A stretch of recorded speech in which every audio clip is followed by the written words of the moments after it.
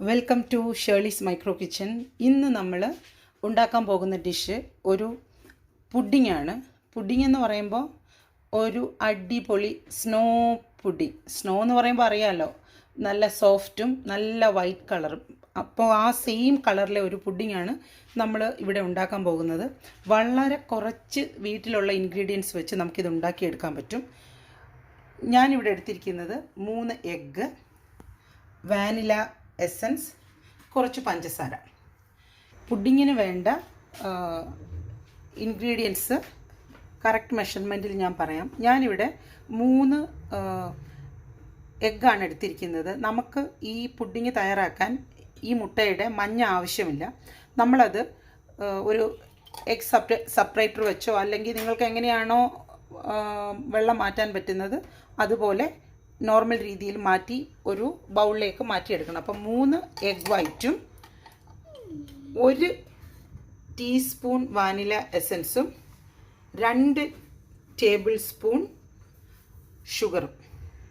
ഇനി ഞാൻ ഈ ബൗളിലേക്ക് എഗ് വൈറ്റ്സ് ഒന്ന് സെപ്പറേറ്റ് ചെയ്തെടുക്കാൻ പോവാണ്.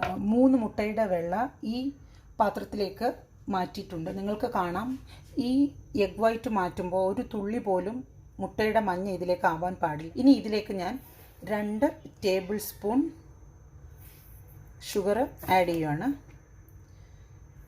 ഇവിടെ മധുരം അധികം വേണ്ടാത്തത് കൊണ്ട് 2 ടേബിൾ സ്പൂൺ മാത്രമാണ് ഇട്ടിരിക്കുന്നത്. ഇനി നല്ല മധുരം വേണ്ടവർക്ക് വേണമെങ്കിൽ കുറച്ചും കൂടെ ആവാം കേട്ടോ. ഇനി നമ്മൾക്ക് ഇത് ഒരു വിസ്ക് ഉപയോഗിച്ചിട്ടോ അല്ലെങ്കിൽ ഒരു ഇലക്ട്രിക് ബീറ്റർ ഉപയോഗിച്ചിട്ടോ നമുക്കിതിനെ നന്നായിട്ട് ബീറ്റ് ചെയ്തെടുക്കണം. എനിക്ക് ഈ വിസ്ക് ഉപയോഗിച്ചിട്ട് കുറേ നേരം ബീറ്റ് ചെയ്യണം, ഇത് നല്ലപോലെ പതഞ്ഞു വരാൻ. അതുകൊണ്ട് ഞാൻ എന്തായാലും ഇവിടെ എൻ്റെ ഇലക്ട്രിക് ബീറ്റർ ഉപയോഗിച്ചിട്ട് ഞാനിതൊന്ന് ബീറ്റ് ചെയ്യാൻ പോവാണ്. നല്ലതുപോലെ ബീറ്റായിട്ടുണ്ട്, ഇത് കണ്ടോ. ഇനി നമുക്ക് ഇതിൻ്റെ കൺസിസ്റ്റൻസി കണ്ടോ, ഞാൻ ഇതൊന്ന് ജസ്റ്റ് അപ്സൈഡ് ഡൗൺ ആക്കി, എന്നിട്ടും അത് പോയില്ല. അത് തന്നെയാണ് ഇതിൻ്റെ ശരിയായ കൺസിസ്റ്റൻസി.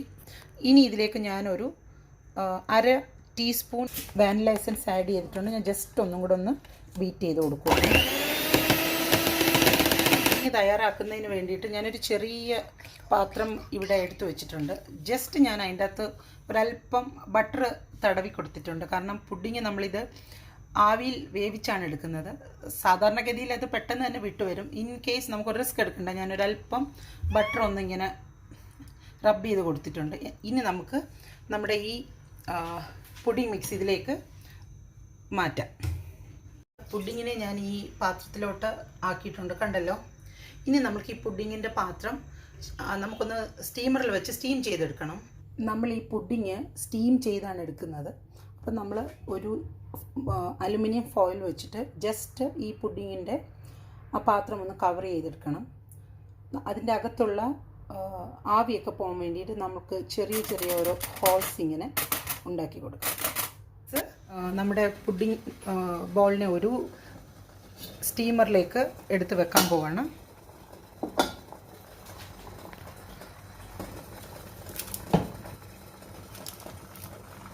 ഒരു 15 മിനിറ്റ് നമ്മുടെ പുഡിങ് നല്ലതുപോലെ ആവി കയറണം.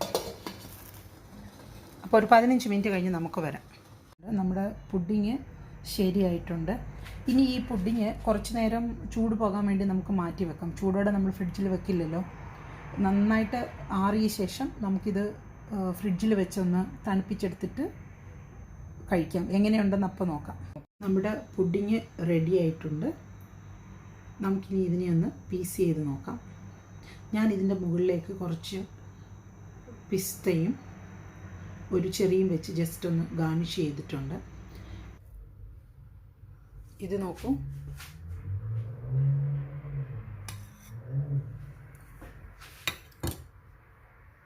നമ്മുടെ പുഡിങ് എത്ര സോഫ്റ്റ് ആണെന്ന് നോക്കിയേ.